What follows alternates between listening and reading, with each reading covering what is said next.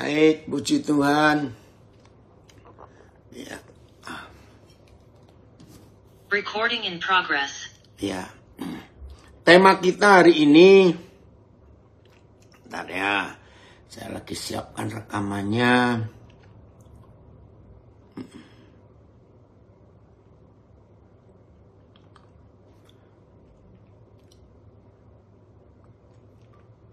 Baik, tema kita hari ini, sebagai murid Yesus, apa yang boleh kita kerjakan, kita buat, dan apa yang tidak boleh kita kerjakan atau kita buat. Nah, kalau kita melihat kebenaran ini, pasti semua kita bertanya-tanya. Terus gimana caranya kita tahu boleh atau tidak boleh? Ya, saudara, kita harus melihat semua manusia, ya, walaupun bukan beragama, ada orang ateis, ada orang tidak mau kenal Tuhan, ada orang yang pokoknya jahat lah bilang begitu ya. Ternyata Papa kita itu adil.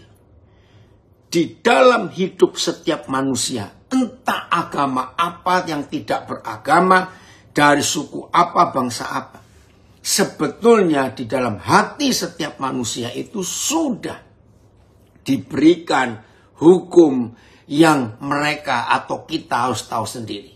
Coba kita buka ayat ini, Roma 2, 14 sampai 16.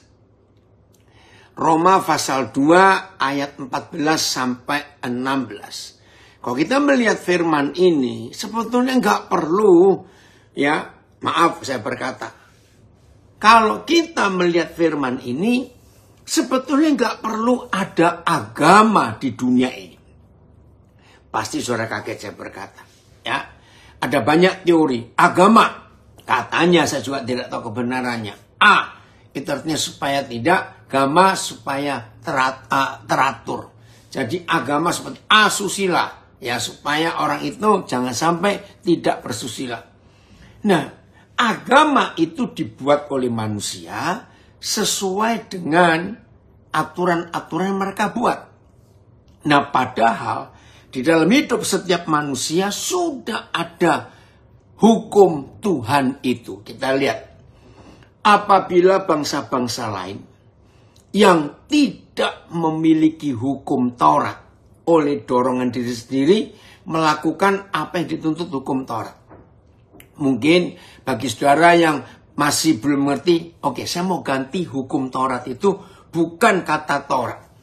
Jadi begini, apabila bangsa-bangsa lain yang tidak memiliki hukum sosial, hukum Tuhan, ya, pokoknya peraturan-peraturan, ya, oleh dorongan diri sendiri melakukan apa yang dituntut oleh hukum Tuhan, maka walaupun mereka tidak memiliki peraturan yang tertulis, peraturan agama mereka nggak memiliki, maka mereka menjadi hukum peraturan Tuhan itu bagi diri mereka.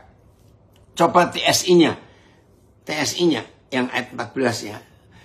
Begini, saya percaya, bagus, selamat pagi, kamu kerja jam berapa nanti ya. Kita percaya begini saudara. Jangan membunuh, jangan berzina, jangan mencuri, jangan iri hati, jangan yang lain. Saya tanya, betul tidak? Semua manusia di hatinya pasti ada peraturan ini. Semua. Walaupun orang itu buta huruf, walaupun orang itu tidak beragama, walaupun orang itu tidak kenal Tuhan. Ini hebatnya Papa di surga. Ternyata semua kita sudah punya hukum itu dalam hati. Nggak perlu ditulis, nggak perlu diberitahu. TSI-nya. Memang orang yang bukan Yahudi tidak mau bersih hukum Taurat dari nenek moyang mereka. Tetapi kalau mereka hidup sesuai hukum Taurat, maka mereka menunjukkan bahwa peraturan-peraturan Tuhan ada di dalam hati mereka. Saudara, Saya harus uraikan yang terjemahan sederhana Indonesia ini. Hukum Taurat yang diwarisi oleh orang-orang Yahudi itu sumbernya dari Musa. Nah, baca sejarah ini keren sekali. Musa adalah orang pertama di dunia. Catat ya, Musa adalah manusia pertama di dunia yang menulis hukum internasional, hukum negara apa saja, hukum peraturan manusia untuk hidup. Musa itu orang pertama. Nah, semua kita tahu, dari semua hukum itu hanya diringkas menjadi 10 hukum. Dari 10 hukum Taurat itu, ya bisa nggak tetap ditayangkan ayatnya? Dari 10 hukum Taurat itu diringkas jadi 2. Ya, 1, kasihlah Yahweh Tuhanmu dengan segenap hatimu. Lalu yang kedua, kasihlah sesamamu manusia seperti engkau mengasihi dirimu sendiri. Nah, dari 10 hukum itu, nomor 1 sampai 4 itu untuk Tuhan. Kasihlah Bapamu di surga, kasihlah Tuhanmu. 5 sampai 10 itu untuk manusia. Nah, jadi begini. Sebelum Musa diberitahu Tuhan tentang 10 hukum ringkasannya, maka dunia ini menganut hukum rimba. Masih ingat istilah hukum rimba? Siapa kuat, dia menang. Nah, itu sebelum Musa. Maka itu di semua fakultas hukum di dunia ini, saya ulangi, di semua fakultas hukum di dunia ini mengakui bahwa Musa itu adalah orang pertama yang menerima hukum dari Tuhan, dan hukum yang Musa terima dari Tuhan itu yang dipakai menjadi akar segala hukum pidana dan hukum perdata di dunia ini. Jadi kalau saudara membaca, mempelajari 5 kitab Musa, Kejadian, Keluaran, Bilangan, Imamat, Bilangan, dan Ulangan, maka lengkaplah seluruh peraturan hidup itu. Keren sekali. Maka itu dalam bahasa Inggris disebut Musa adalah the lawgiver, orang yang memberikan hukum, karena dia menerima hukum itu dari Tuhan. Nah, saudara, semua manusia sejahat apa, sebaik apa, pasti di hatinya sudah ada hukum itu. Jangan mencuri, jangan membunuh, jangan berzina, jangan ini, jangan, sudah ada. Bahkan anak-anak kecil pun sudah tahu hukum itu. Nah, inilah keadilan Tuhan kita. Ya, luar biasa. Oke, saya ulangi ya TSI-nya. Memang orang yang bukan Yahudi tidak mewarisi hukum Musa dari nenek moyang mereka. Memang, karena bukan orang Yahudi. Tetapi ini kata Tuhan. Kalau manusia-manusia itu walaupun bukan Yahudi, mereka hidup sesuai hukum yang Tuhan beri kepada Musa. Jangan mencuri, jangan berzina, jangan semuanya. Maka mereka menunjukkan bahwa peraturan-peraturan Tuhan ada di dalam hati mereka. Saudara, ini hebatnya kasih Bapa. Ya, saya ulangi ya. Sejahat-jahatnya orang jahat. Sekejam-kejamnya orang kejam. Sesadis-sadisnya orang sadis. Terima kasih Bapa. Terima kasih. Sebelum kita melakukan kesadisan dan kejahatan, percayalah bahwa ada suara di hati ini sebelum melakukan kejahatan. Tolong dicatat dan tolong diperhatikan. Siapapun kita sebelum melakukan kejahatan, pasti ada suara yang muncul di hati setiap kita. Jangan ya, jangan. Awas. Nah, kalau kita menuruti firman ini, seharusnya nggak perlu kita diberitahu, itu nggak boleh, yang ini boleh. Tidak. Ayat 15. Ayat 15. Kita lihat ayat 15. Sebab, nah ini loh. Dengan itu. Dengan apa? Dengan mentaati suara yang muncul di hati manusia. Jangan. Ini boleh, itu tidak boleh. Sebab dengan itu manusia menunjukkan bahwa isi hukum Taurat, bahwa isi peraturan-peraturan Tuhan itu ada tertulis di dalam hati mereka. Dan suara hati kita manusia turut bersaksi. Dan pikiran manusia saling menuduh dan saling membela. TSI-nya langsung. Ini keren sekali loh saudara. Maka itu kalau kita hidup dalam firman Tuhan, gak perlu ada yang nunjukin. Maka itu saya katakan tadi ya, maaf. Sebetulnya manusia itu gak perlu agama. Sebab Tuhan dan hukum-hukum Tuhan sudah ada di dalam hidup setiap manusia. Termasuk manusia zaman purba.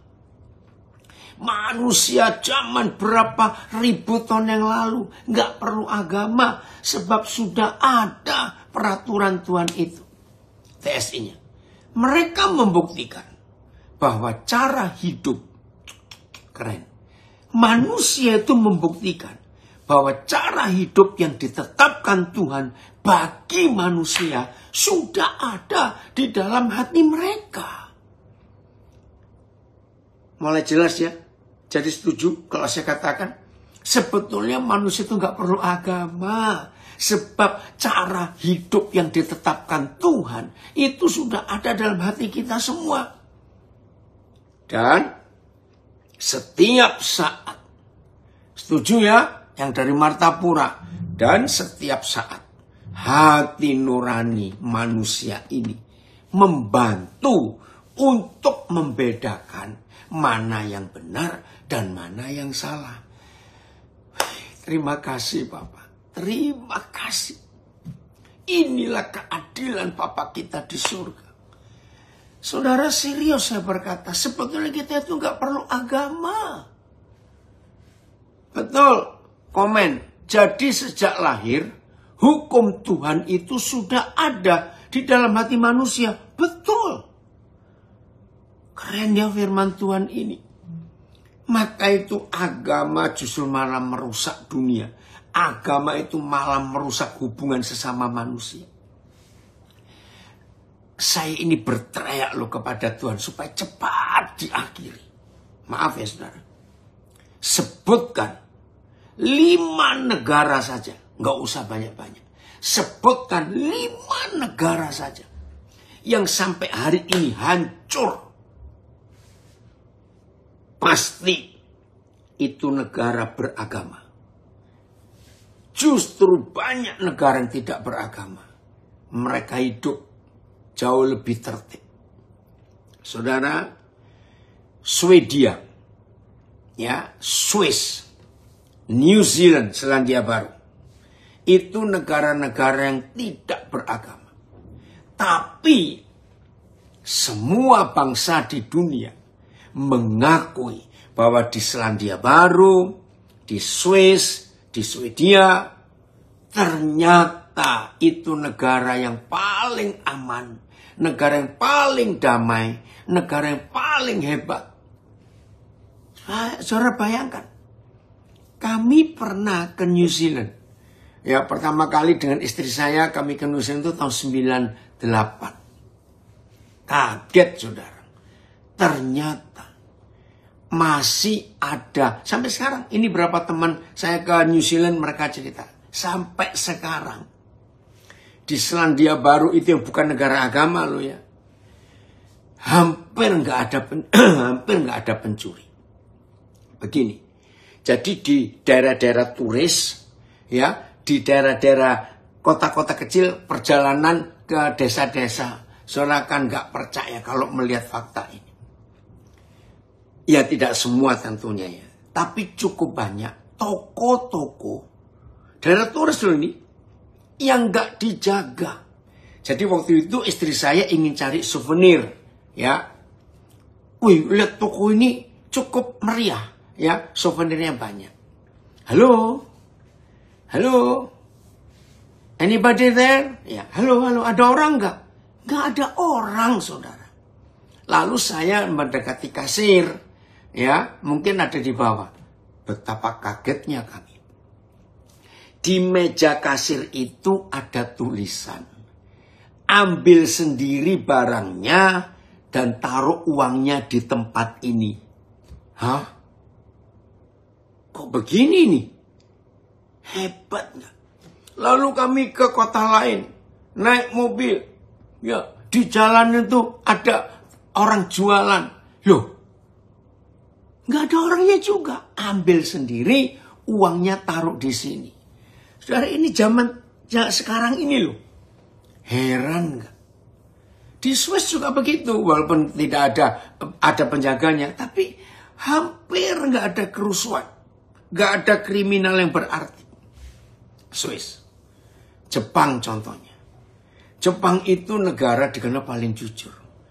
Orang turis yang ke Jepang, ketinggalan barang apa saja, di mana saja, yakin nggak akan kecurian dan nggak akan hilang, pasti balik. Tuhan ampuni kami. Justru negara-negara yang sedang ribut perang sampai hari ini, negara yang paling tidak aman di dunia, itu negara yang mengaku negara kami beragama ini. Wih, itu dia. Komen dari Makassar saya baca. Agama dibentuk ya dengan tujuan supaya tidak kacau. Tapi fakta yang kita lihat ya justru agama itu pemicu betul dari semua kekacauan itu. Nah, umat percaya seharusnya bertuhan, bukan beragama. Keren sekali ini. Nah, saudara, maka itu perhatikan. Saya ingin ulangi kalimat terakhir ini ya. Umat percaya seharusnya bertuhan, bukan beragama. Betul.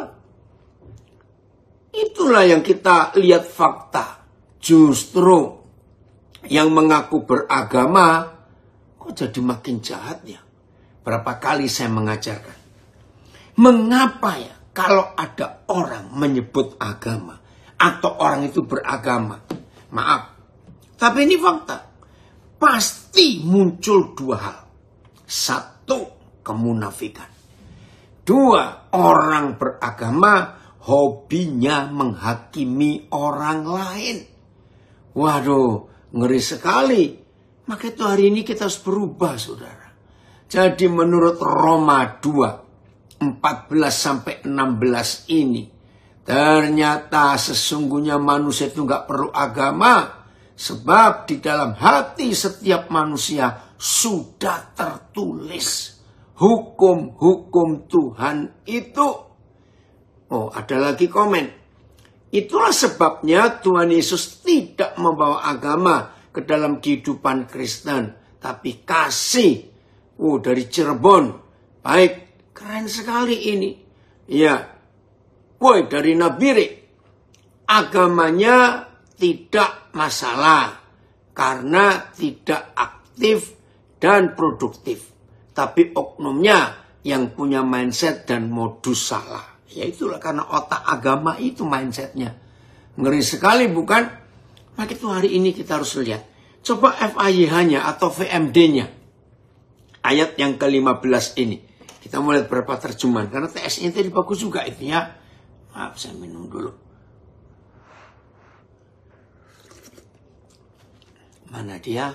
Mereka menunjukkan bahwa dalam hatinya ada tertulis tuntutan hukum Tuhan. Kadang-kadang hati nuraninya mengatakan bahwa mereka melakukan hal yang salah. Betul. Jadi hati nurani itu ngomong, ya mereka melakukan yang salah. Dan itu membuatnya merasa bersalah. Terima kasih Tuhan. Kadang-kadang hati nuraninya mengatakan bahwa mereka melakukan hal yang benar. Dan itu membuatnya merasa tidak bersalah. Wah, ini terjemahan VMD-nya ya. Saya baca lagi cukup bagus. Mereka menunjukkan bahwa dalam hatinya ada tertulis tuntutan hukum Tuhan. Kadang-kadang hati nuraninya mengatakan bahwa mereka melakukan hal yang salah. Dan itu membuatnya merasa bersalah. Kadang-kadang hati nuraninya mengatakan bahwa mereka melakukan hal yang benar. Dan itu membuatnya merasa tidak bersalah. Wih, terima kasih Tuhan. AMD-nya. Hal ini menunjukkan bahwa hukum Taurat, hukum Tuhan itu telah ditulis di dalam hati mereka. Hati nurani mereka sendiri membuktikan hal itu. Dan pikiran-pikiran mereka berkecamuk untuk menyalahkan atau membela mereka. Naik lagi. Ya, FIH-nya coba ya. Oh, mulai 12 berarti FIH. Oke, nggak usah. Kok panjang? Coba. Yang FIH kok dari ayat 12 ya? Panjang sekali. Ya, kita coba lihat dulu. FIH-nya. 12 ya. Oke. Berarti disatukan ini.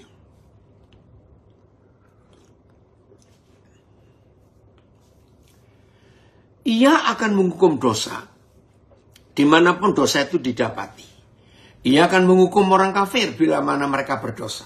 Meskipun mereka belum pernah memiliki hukum-hukum Tuhan secara tertulis. Nah ini jelas ya. Meskipun mereka manusia-manusia di daerah-daerah tertentu belum pernah memiliki hukum-hukum Tuhan secara tertulis. Sebab jauh di lubuk hati mereka. Mereka tahu membedakan yang benar dan yang tidak benar. Hukum-hukum Tuhan tertulis di dalam hati mereka. Lalu suara hati mereka sendiri menuduh atau kadang-kadang membela mereka. Dan Tuhan akan menghukum orang Yahudi yang berdosa sebab mereka memiliki hukum-hukum Tuhan yang tertulis tetapi tidak menaatinya. Mereka tahu apa yang benar tetapi tidak melakukannya. Keselamatan tidak diberikan kepada mereka yang sekadar mengetahui apa yang harus diperbuat, melainkan terima kasih kepada mereka yang melakukannya. Nah, saudara, makin jelas ya kalau kita melihat fakta ini.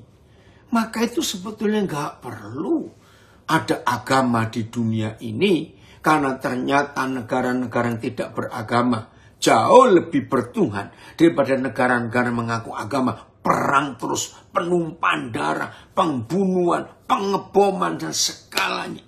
Catat. Dan itu fakta. Tuhan ampuni kami. Nah, jadi sampai di sini saudara kita melihat apa yang boleh dan apa yang tidak boleh kita lakukan sebagai murid Yesus.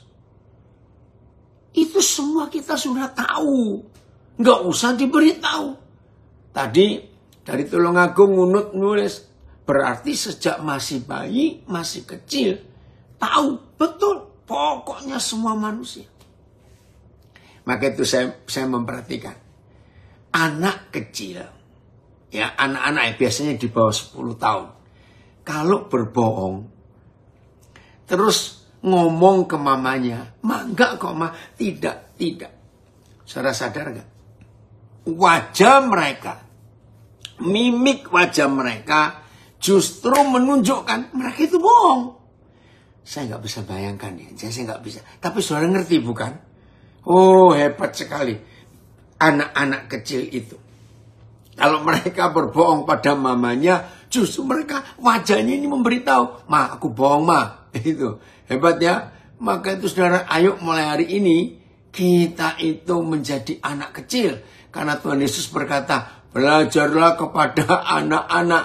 Karena mereka itu tulus, mereka itu polos, mereka itu gak lekak-lekok, mereka itu tidak ada politiknya, mereka itu jernih. Woi, luar biasa. Terima kasih Bapak. Untuk hidup yang Papa berikan. buat kami semuanya manusia ini. Ya, nah itulah fakta dalam hidup. Jadi semua kita sudah punya hukum Taurat itu. Ya. Hanya ada 5 negara di dunia yang menuliskan agama warganya di KTP. Tidak, hanya ada 5 negara di dunia yang tidak menuliskan kali.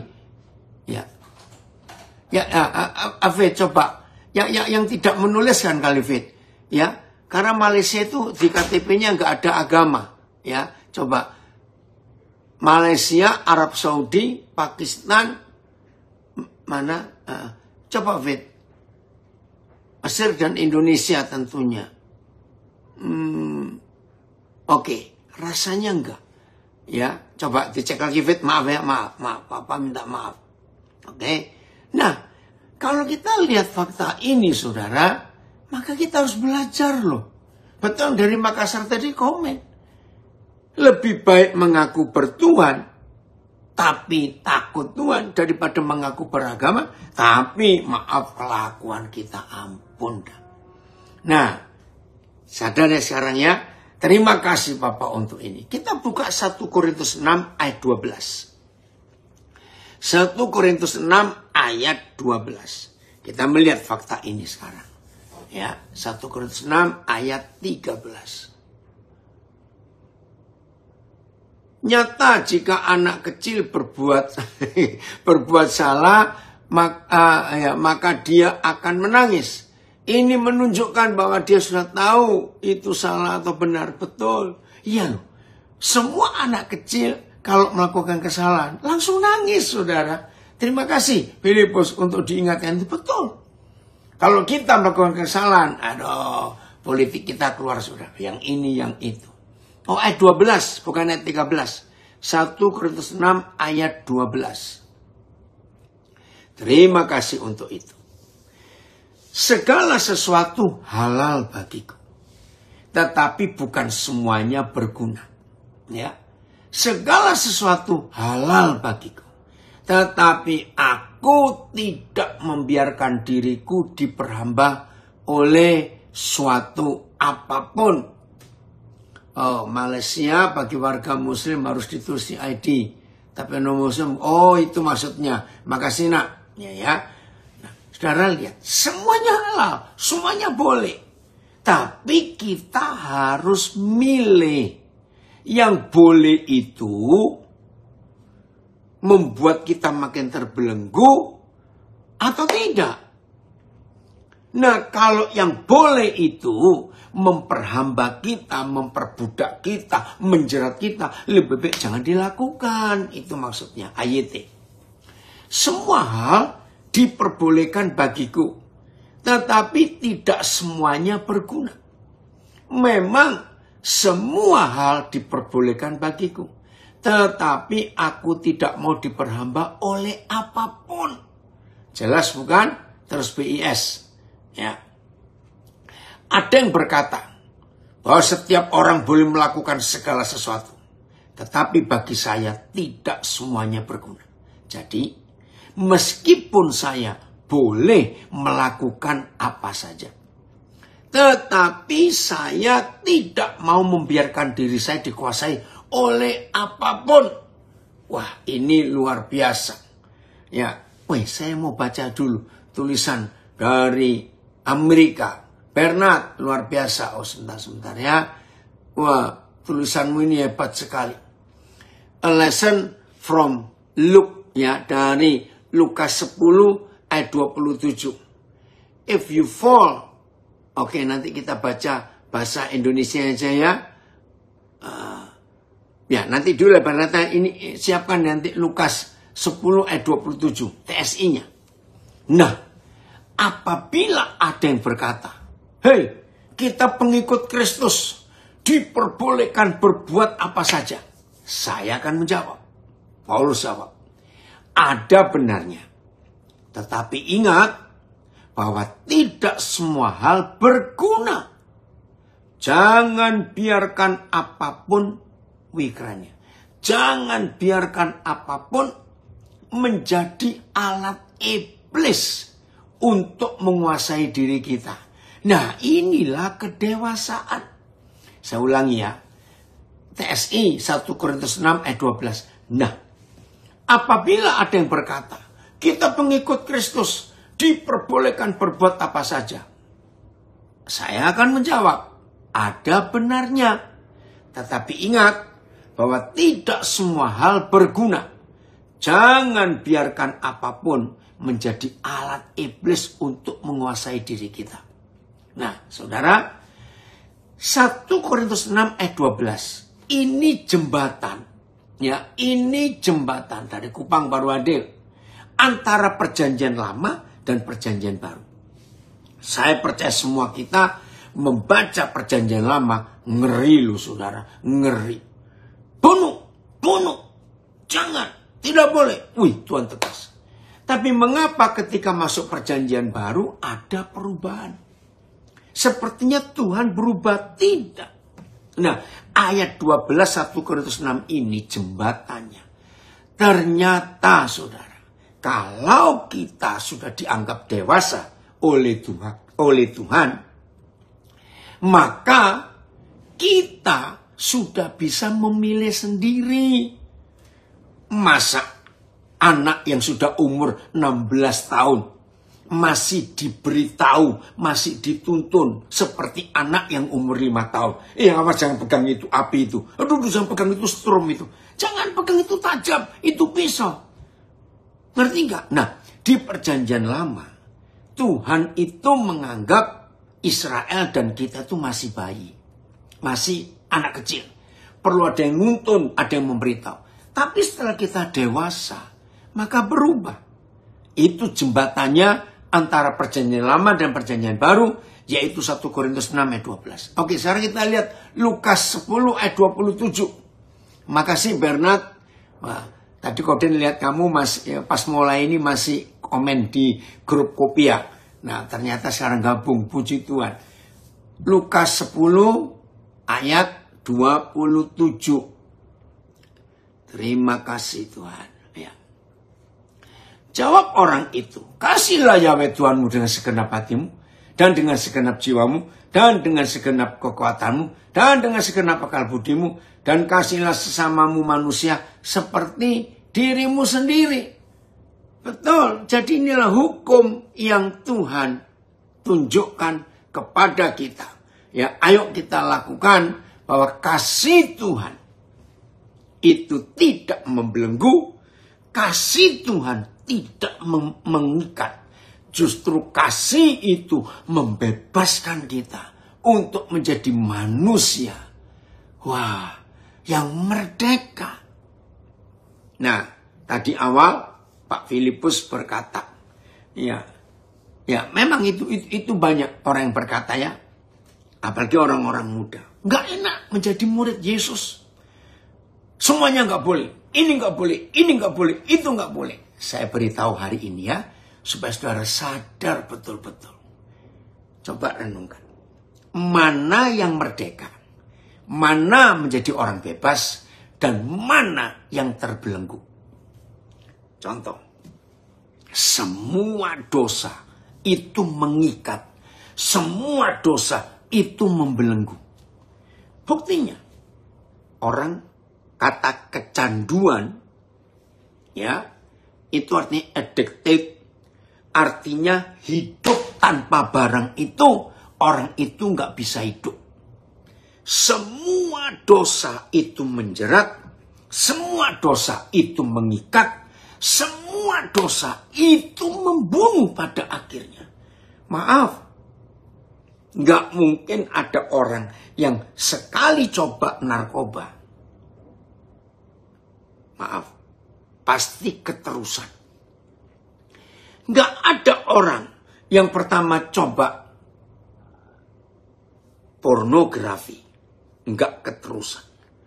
Nggak ada orang yang mencoba judi, alkohol, dan jenis-jenis dosa yang lain. Saudara ingat, sekali coba, sulit untuk keluar. Perjinan, juga sama. Nah, apakah itu bebas? Awalnya menyenangkan, betul. Harbin akhirnya mematikan. Nah, apakah itu bebas? Saudara dan saya yang sudah dimerdekakan oleh kuasa salib Yesus. Justru kita ini orang merdeka. Sebab kita nggak tergantung judi, alkohol, nggak tergantung nikotin, rokok, nggak tergantung narkoba, nggak tergantung apa-apa. Ayo pikir, mana yang merdeka, mana yang bebas. Jangan salah. Jangan salah. Bahwa setan itu merusak hidup kita. Sehingga dia menghancurkan. Maka itu betul kata Tuhan Yesus. Dalam Yohanes 10 ayat 10. Pencuri itu datang hanya untuk mencuri, membunuh, dan membinasakan. Terima kasih Tuhan. Ya. Oke, bukakan. Dari Pak Filipus. 1 Korintus 10, 31, 32. Ayo kita baca ayat ini. 1 Korintus 10, 31, 32. Makasih. Aku menjawab, jika engkau makan, atau jika engkau minum, atau jika engkau melakukan sesuatu yang lain, lakukanlah semuanya itu untuk kemuliaan Tuhan. Oke, ayatnya. Jadi, belum. Oke, 32. Oke. Oke, ayat ini. Jadi, entah kamu makan atau minum, atau apa saja yang kamu lakukan, lakukanlah semuanya itu untuk kemuliaan Tuhan. TSI-nya. Terhadap keberatan itu, jadi orang-orang Korintus itu nggak terima. Waktu firman disampaikan oleh Paulus. Terhadap keberatan kalian itu, saya menjawab.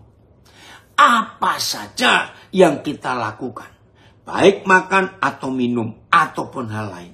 Lakukanlah itu untuk kemuliaan Tuhan. 32. Ya, 32-nya. Woi Pak Pendeta Vira Andoko. Lama ini gak ketemu. Apa kabar kamu? Ya. Amin. From Embong Malang. Iya, Embong Malang. Janganlah kamu menimbulkan syak. Ya, dalam hati orang.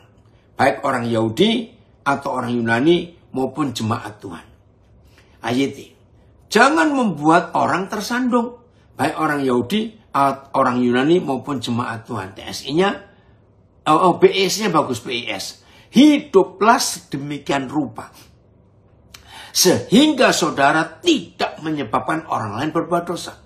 Apakah mereka orang Yahudi atau bukan Yahudi ataupun jemaat Tuhan. TSI. Tetapi, janganlah melakukan sesuatu yang dianggap salah. Baik oleh orang Yahudi, orang bukan Yahudi, maupun saudara seiman dalam jemaat Tuhan. Baik bahasa Jawanya ya. 1 Korintus 10, 31, 32. Mulane, dadio kowe mangan, dadio kowe ngombe, dadio ngelakoni apa wae liyane, kabeh iku mau lakonono kagem kalurani Gusti. Kowe aja nganti padha gawe sandungan dadiya marang wong Yahudi, dadiya marang wong Yunani, apa dene marang pasamuane Gusti. Nah, ini bahasa Jawanya. Jadi ukurannya apa yang kita lakukan dan sampai membuat orang lain tersandung, kita harus bertobat. Karena itu mengganggu hidup orang itu. Tapi kalau saudara dan saya melakukan apa saja sesuai yang dituntut oleh hukum Tuhan yang tertulis di hati kita, maka kita nggak akan buat sandungan. Lanjut. Galatia 5, 22 sampai 23. Ya, ini keren sekali saudara. Galatia 5, 22 sampai 23. Papa, terima kasih. Terima kasih untuk apa yang Tuhan sudah kerjakan. Galatia 5, 20 sampai 23. Tetapi buah roh. Nah, buah itu kan hasil dari kehidupan. kalau saudara dan saya dikuasai oleh roh, maka buah kehidupan roh itu nyata di hidup kita. Dan buah kehidupan roh itu hanya 9 yang tertulis.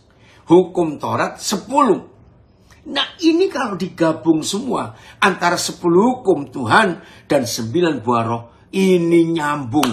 Waduh saudara, luar biasa. Kalau saya pakai istilah makan obat, jadi ramuan-ramuan 10 hukum Tuhan dicampur dengan 9 ramuan buah roh. Wih, hidup ini sehatnya luar biasa. Keren ya? Oke. Apa? 1 kasih, 2 sukacita, 3 damai sejahtera, 4 kesabaran, 5 kemurahan, 6 kebaikan, 7 kesetiaan, 8 kelemah lembutan, 9 penguasaan diri. Nah, setelah hukum ini kita lakukan, kasih, sukacita, damai sejahtera, kesabaran, kemurahan, kebaikan, kesetiaan, kelemah lembutan, penguasaan diri. Setelah semua itu kita lakukan, saudara perhatikan, tidak ada hukum lain yang menentang hal-hal itu. Wih, Lubuk Pakam baru hadir, kenapa telat sekali? Keren gak saudara? Ya, kita lihat terjemahan yang lain. Yang ayat 23-nya aja. Terjemahan yang lainnya ayat 23-nya. Ayat D. Tidak ada hukum yang melawan hal-hal itu. PS.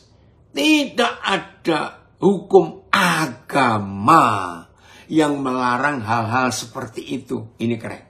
Tidak ada hukum agama apa saja yang mengelarang 9 buah roh itu. Betul tak? Pergaulan yang salah merusak iman kita. Wah, ini luar biasa TSI-nya. Hukum Taurat pun tidak menentang semua hal itu. Jadi saudara, kalau kita hidup, Daddy Rockstar dari Denpasar. Salam juga. Jadi saudara, kalau kita menghidupi dan dihidupi oleh buah roh itu, saya ulangi, kalau saudara dan saya menghidupi dan dihidupi oleh 9 buah roh itu, yakin saudara, tidak ada hal apapun yang dapat menuduh, menyalahkan kita. Dari Demak. Amin, Papi. Ya. Ini yang luar biasa. Obatnya percaya komplit. Hukum Taurat dan 9 buah roh itu 19 obat yang komplit. Ini Bu Gembala ini keren. Betul. Lengkap saudara, kalau kita melakukannya di hidup ini bahagia, hidup ini ringan, hidup ini merdeka. Wah, sukacita. Dari Las Vegas. Iya, betul. Nah, ayo kita lakukan kebenaran yang luar biasa lewat hidup kita. Supaya orang lain tahu apa yang kita lakukan ini. Papa, engkau sungguh baik. Engkau sungguh baik. Saya percaya. Sampai di kalimat ini. Kalau saudara menghidupi semua ini. Dan dihidupi oleh kebenaran ini. Saudara dan saya orang yang paling beruntung. Orang yang paling berbahagia. Orang yang paling lega hidupnya di dunia ini. Bukan karena uang. Bukan karena fasilitas. Tapi karena, ini Ibu Gembala dari Demak tadi. Karena 19 ramuan tadi. 10 hukum Musa. Dan 9 buah roh. Campur jadi satu. Blender jadi satu. Minum tiap hari. Hidup ini luar biasa. Nah, agama apapun gak menentang loh. 9 buah roh ini, kalau kita kerjakan sungguh-sungguh, maka tidak ada yang melawan. Nggak ada yang bisa menyalahkan. 9 buah roh ini kita lakukan. Terima kasih Bapa untuk hal dahsyat dalam hidup ini. Yang kita boleh kerjakan dengan sungguh-sungguh. Supaya dunia melihat Yesus lewat kita. Jadi semua kita, anak-anak saya yang di dalam, yang di luar, semua kita sudah tidak perlu lagi sibuk dengan mana halal, mana haram. Nggak ada lagi. Karena semua kita sudah ada hukum itu. Ya, supaya ada yang tanya ini. Bagaimana supaya berbuah maksimal? Gampang. Selalu nempel di pokoknya. Coba kita buka, ini pertanyaan bagus. Bagaimana supaya berbuah maksimal? Kolose 2 ayat 6 dan 7. Kolose 2 ayat 6 dan 7. Kita lihat ya. Terima kasih Papa, engkau sungguh baik.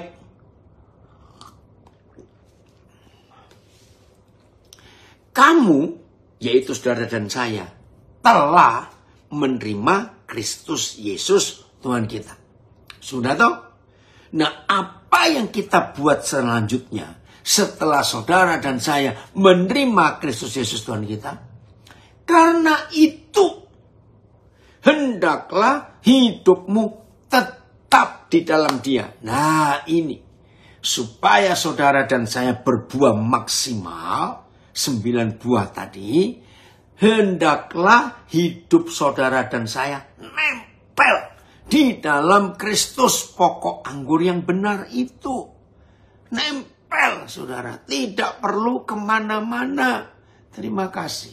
Ayat 7. Tuh, coba terjemahannya. Jadi, karena kamu telah menerima Kristus Yesus sebagai Tuhan, hiduplah terus di dalam Dia. BS. Saudara-saudara, sudah menerima Kristus Yesus sebagai Tuhan. Sebab itu, hendaklah kalian hidup bersatu dengan Dia. TSI-nya. Karena kalian masing-masing sudah menerima Kristus Yesus sebagai penguasamu, teruslah hidup bersatu dengan Dia. Jangan keluar-keluar lagi. Ayat 7. Ayat 7. Terus, hendaklah kamu berakar di dalam Dia. Iya, kalau kita tidak berakar dalam Yesus, berarti kita berakar di dalam neraka. Di dalam dunia ini, kacau. Terus, yang ketiga. Dan dibangun di atas Dia. Sudah tetap di dalam Yesus. Kedua, berakar di dalam Yesus. Ketiga, dibangun di atas Tuhan Yesus. Lalu yang keempat, hendaklah kita bertambah teguh dalam iman yang telah diajarkan kepada kita. Yang kelima, hendaklah hati kita melimpah dengan syukur. Kenapa? Kalau saya pakai istilah tanaman, mengucap syukur senantiasa itu pupuk yang membuat tanaman hidup ini makin subur. Maka itu saudara, orang yang kelihatan setia, tapi hidupnya ngomel terus, ya sudah, pasti kering tanaman hidupnya. Jadi mengucap syukur itu ya penuh dengan berkat Tuhan. Nanti Ven tak baca komenmu. Ayat berakar dan bangunlah dirimu di dalam Dia. Teguhkanlah imanmu sebagaimana telah diajarkan kepadamu, dan melimpahlah dengan ucapan syukur. BIS-nya ya, melimpah dengan ucapan syukur. Dan berakar di dalam Dia. Hendaklah kalian membangun hidupmu dengan Kristus sebagai dasarnya, fondasinya. Hendaklah kalian makin percaya kepada Kristus menurut apa yang sudah diajarkan kepadamu. Nah, dan hendaklah hati kita ini meluap-luap dengan ucapan terima kasih. TSI-nya. Jadikanlah Yesus dasar hidupmu seperti pohon berakar kuat di dalam tanah. Teruslah percaya penuh kepadanya tanpa goyah seperti yang diajarkan kepada kalian. TSI-nya ya. Dan ingatlah untuk selalu bersyukur kepada Tuhan. Saya baca lagi TSI-nya. Jadikanlah Yesus dasar hidup kita seperti pohon berakar kuat di dalam tanah. Teruslah percaya penuh kepadanya tanpa goyah seperti yang diajarkan kepada kalian. Dan ingatlah untuk selalu bersyukur kepada Tuhan. Oke. Ya ini. Dari Nabire. Melalui pengajaran ini, akhirnya kita tahu bahwa Wih, keren. Saya ulangi. Melalui pengajaran ini akhirnya kita tahu bahwa agama adalah racun yang mematikan bagi hati nurani. Aduh, sedih sekali. Wih, Pak Nelson Sembiring juga. Ayo teman-teman se-LP, se-Indonesia. Terus melekat bersama Tuhan ya. Kalian orang-orang terpilih yang sedang diproses Tuhan saat ini. Rema saya sejak berada di lapas sampai sudah bebas saat ini adalah 1 Tesalonika 5, 16-18. Puji Tuhan, tetaplah berdoa, mengucap syukur senantiasa. Makasih Pak Nelson, luar biasa. Tetap membuat semangat dalam hidup. Siap, ini.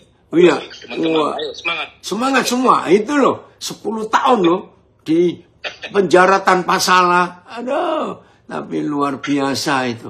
Makasih. Iya, ada di mana Nelson sekarang? Ini udah di rumah saya di Sidoarjo. Ini lab saya yang 3 lantai yang ada 10.000 watt di atas solar cell. Iya. Ini kita mau jadikan rumah doa sama membuat rumah untuk pelatihan sama orang. Wih. Pangan dan energi. Sidoarjo ya? Iya. Makasih. Terima kasih. Ya. Nah ini dari Nabi rekomen lagi. Agama dengan segala aturan dan ancamannya. Memang agama itu penuh ancaman. Justru mendistorsi suara hati. Betul, saya ulangi. Agama dengan semua peraturan dan ancamannya justru mendistorsi, mengacaukan ya suara hati. Setiap kita mau melakukan suara hati pasti terbentur dengan aturan agama. Betul. Ya. Jadi jangan kita mau dikalahkan oleh apapun juga dalam kehidupan ini.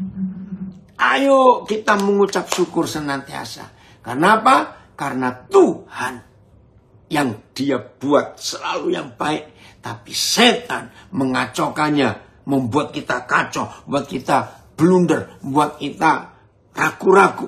Oke, ayo kita melakukannya. Oh, komen dari tambahan dari Ibu Gembala di Demak.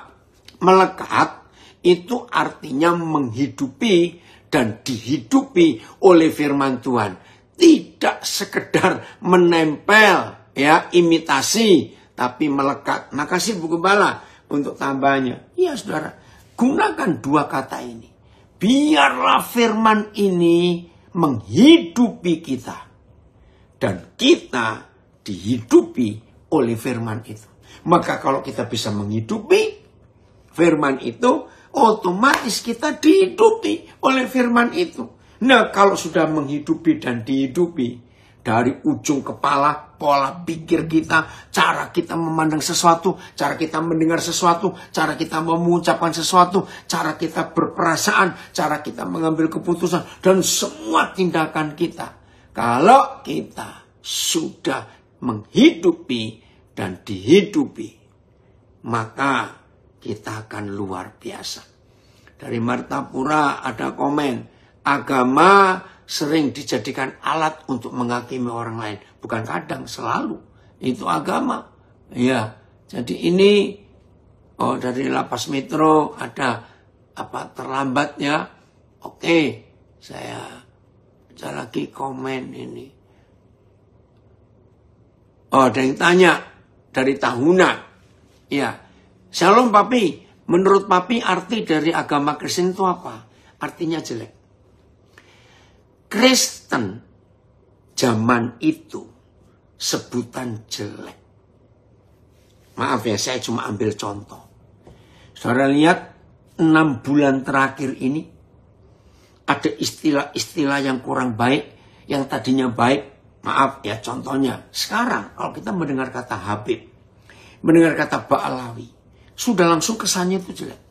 Nah, kata Kristen zaman itu artinya jelek. Tolong catat yang belum tahu. Maka itu jangan bangga kalau kita disebut orang Kristen. Karena Kristen itu jelek. Maka itu Tuhan Yesus tidak pernah mendirikan agama Kristen. Jadi begini. Kata Kristen zaman itu menunjukkan ini pemberontak-pemberontak negara. Makar. Catat itu. Loh kenapa Kristen disebut makar? Karena salahnya Petrus dan saudara-saudaranya. Mereka yang gembar-gembor kemana-mana. Woi, Yesus itu akan memerdekakan kita, bangsa Yahudi, dari penjajahan Roma. Nah, jadi kata Kristen di zaman itu jahat sekali. Kalau saya pakai kata sekarang, Kristen itu teroris zaman itu. Karena mengacau negara. Nah, maka itu banyak yang kita nggak tahu. Sepertinya bangga di dalam Kisah Rasul yang 28 pasal. Itu hanya satu kali muncul kata Kristen. Itu pun dari mulut tentara-tentara Romawi. Hei, itu loh pemberontak-pemberontak itu. Itu loh orang Kristen itu yang mau merubah pemerintahan kita menjadi pemerintahan Yahudi. Jadi jelek kata Kristen itu. Maka itu seluruh yang tertulis di 28 Kisah Para Rasul adalah murid. Itu dia.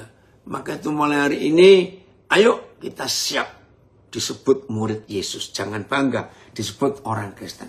Jadi yang dari tahunan tidak ada sedikit pun yang memberitahu kita bahwa Yesus itu pendiri agama Kristen. Sama sekali tidak. Oke ya, jadi kita ini murid-murid Yesus. Bagian terakhir. Oh, terima kasih Bapak. Engkau begitu luar biasa dalam menuliskan firman-Mu. Dan hidup kami diubah betul-betul. Oke, kita lihat sekarang Yohanes 15. Ya, kalau kita sudah nempel ke pokok anggur, ya, maka kita tidak akan pernah bodoh lagi. Ayat 7. Yohanes 15 ayat 7.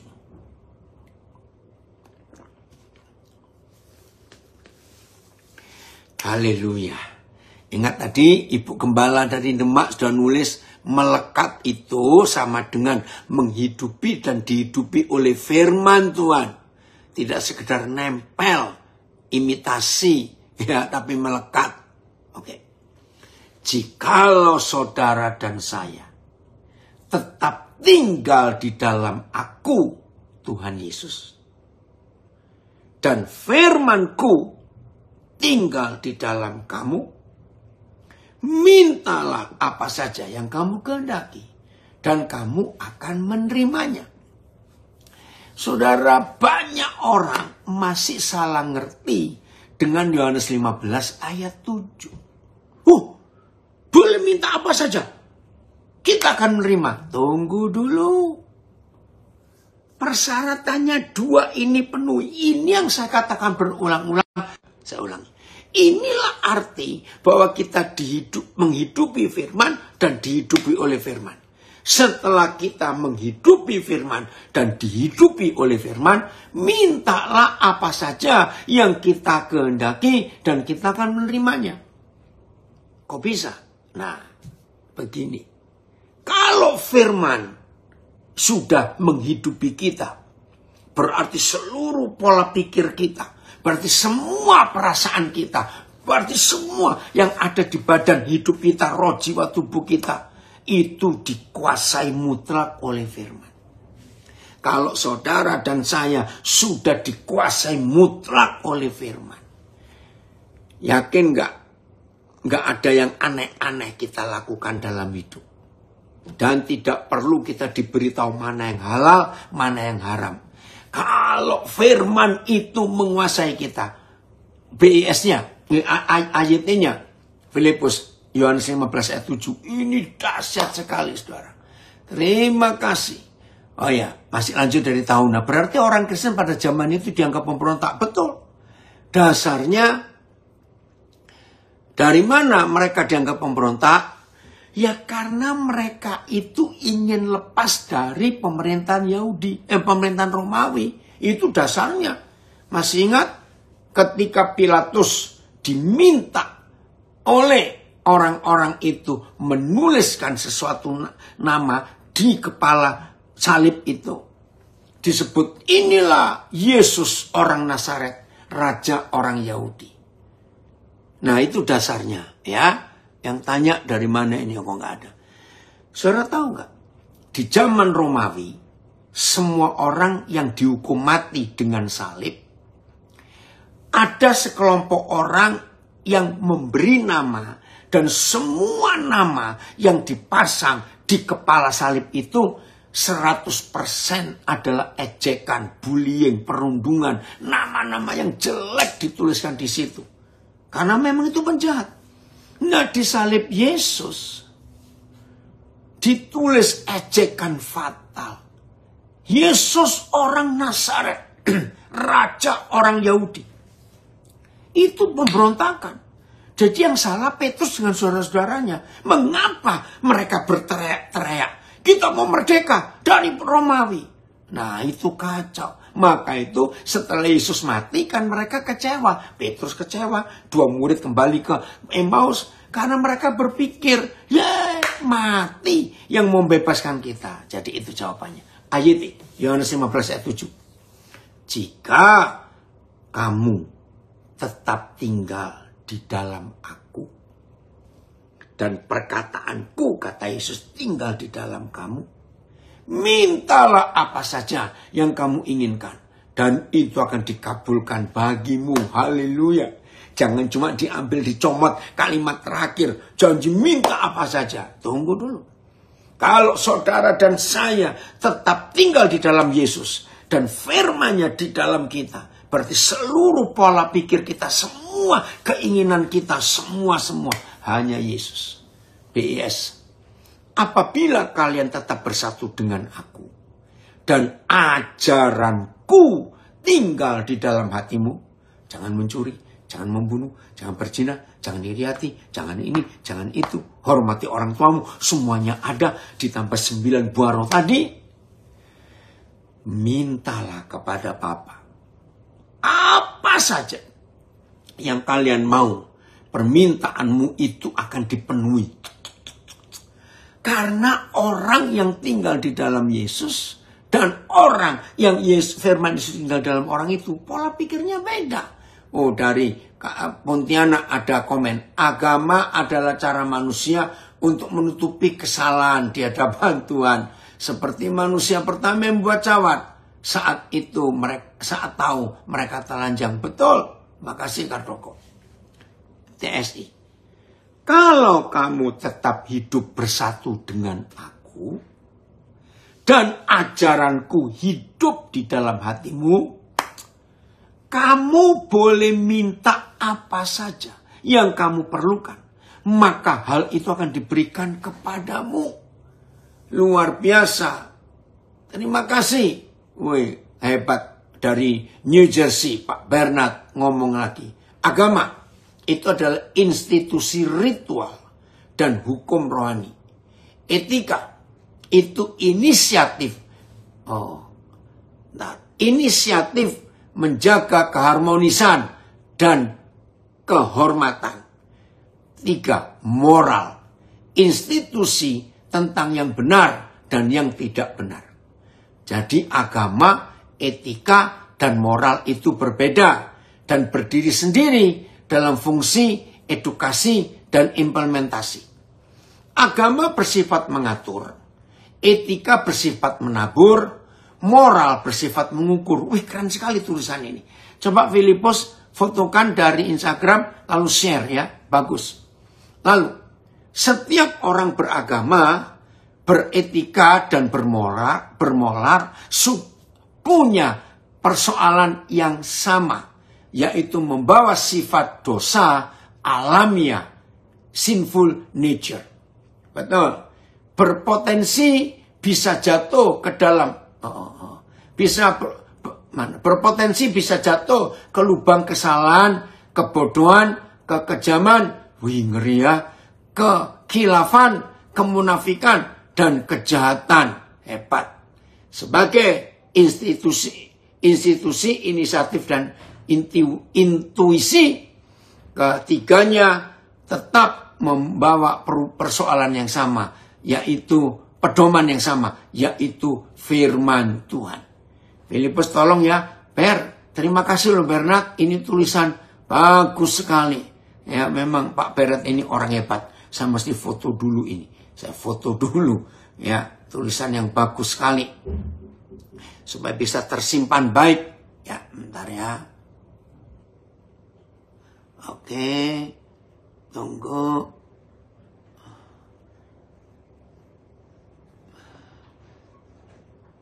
Terima kasih Ber, tulisanmu bagus. Oke ya. Ya. Oh masih ada lagi. Ya. Baik. Jadi saudara, setelah kita dengar firman ini, maka tidak perlu lagi kita sibuk mana halal, mana haram.